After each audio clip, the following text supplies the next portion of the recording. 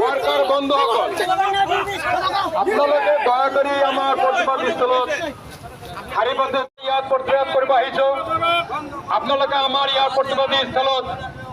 উপস্থিত হওক আমাৰ ৰুল ৰেগুলেশ্যন ব্ৰেক কৰাকৈ একো নকৰিব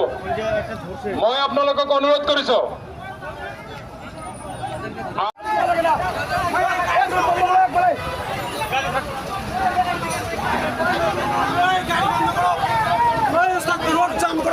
বন্ধ করো